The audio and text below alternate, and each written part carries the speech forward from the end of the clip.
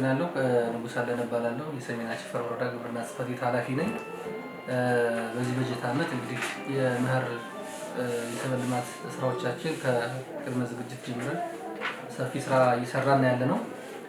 ከዚህ አኳያ የመጀመሪያው የንቅናቄ መድረክ በተለይም ከታች ያለው መዋቅራችን ጋር በመቀናጀት ተግባር የሚፈጸመው ገጠር እና ከታች መዋቅራችን ጋር በመሆኑ የሰብል ልማት የንቅናቄ መድረክ ለማካሄድ ተደርጓል። ይህ ንቅናቄ መድረክ በእያንዳንዱ ቀበሌ በመኸር የሚሰሩ ስራዎችን በግልጽ ያስቀመጠና ተግባራትን ለማቀናጀት ጥረት የተደረገበት ንቅናቄ መድረክ ነው። ከዛ በመቀጠል እንግዲህ ከንቅናቄ መድረኮቻችን እስከ ታችኛው ላለው አርሶ አደር ተደራሽ ለማድረግ ጥረት እየተደረገ ነው። ከዚህ በተጨማሪ ወደ ተግባር ምዕራፍ እየተገባ ነው። በዚህ ዓመት እንግዲህ በተያዘው በጀት ዓመት ወደ 54385 ሄክታር መሬት ለማልማት ታቅዶ ወደ 54385 ሄክታር አካባቢ በሰብል መሸፈን ተደርጓል። የመጀመሪያ እርሻ ሙሉ በሙሉ የታረሰበት አግባብ ነው ያለው። ስለዚህ ከሰብል በመሸፈን በኩል ያ በወረዳችን ወደ ዋና ሰብሎች ወደ 5 ያለነሱ ዋና ሰብሎች አሉ። እነሱም በቆሎ፣ ዳጉሳ፣ አኩሪ አተር፣ ሩዝና ጤፍ ናቸው። እነዚህ ሰብሎች በወረዳ በጣም ፖቴንሻል ያላቸው ናቸው። በዚህ መሰረት ለማህበረሰቡ አገልግሎት እየሰጠን እና እየተዘሩ ያሉ ናቸው። በተለይም ደግሞ ከቀድሞ ከሚዘሩ ሰዎች አኳያ አኩሪ አተር በስፋት የተሰራበት አግባብ ነው ያለው።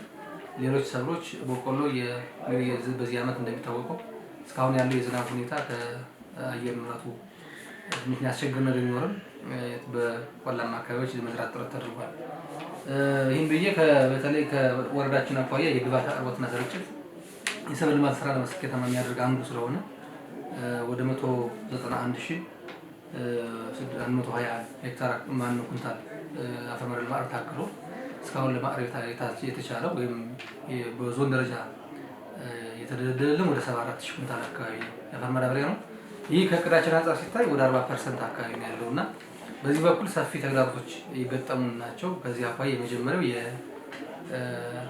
በተለይ ከንግድ ባንክ ጋር ተያይዞ በጣም ከፍተኛ የሆነ የገንዘብ መያዝ የምጣኔ ገደብ በመኖሩ አርሶ አደሩ ለረጅም ጊዜ እየተንገላታ ነው ያለው። ይህን ጉዳይ ከዞን ከክልል ከሚመለከታቸው ለመናገር ጥረት ቢደረግም መፈታት ያልተቻለ ትልቁ ችግር ነው እና በሰብል ልማት ስራዎቻችን ላይ ከፍተኛ የሆነ ችግር ማነቆ የገጠመን ይህ ነው።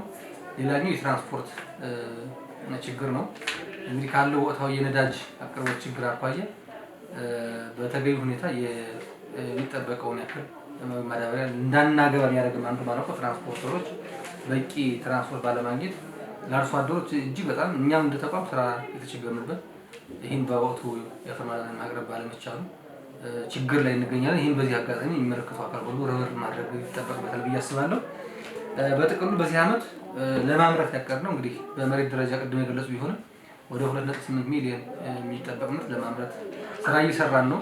የገጠሙ ችግሮችን ከስር እየፈታን ለማህበረሰቡ ተደራሽ ለማድረግ ጥረት መደረግ አለበት የሚል ሀሳብ ነው ያለ። በተለይ መጀመሪያ ያልኳቸው እዚህ ከባንክ ጋር ተያይዞ እና የትራንስፖርት አቅርቦት ችግር ከፍተኛ የሆነ ማነቆና ችግር ስለሆነ እናንተ ሚዲያ አካላት ሌላው አካልም ርብርብ ማድረግ ይጠበቅበታል ብዬ አስባለሁ። በዛ መንገድ እንግዲህ ከዛ ቀጥሎ ከተዘራ በኋላ የእንክብካቤ ስራ የሚሰራው እሱን ለመስራት ብዙ ስራ ይጠበቃል። እሱን አቀናጅተን ለመስራት ጥረት እናደርጋለን የሚል ሀሳብ ነው ያለኝ። አመሰግናለሁ።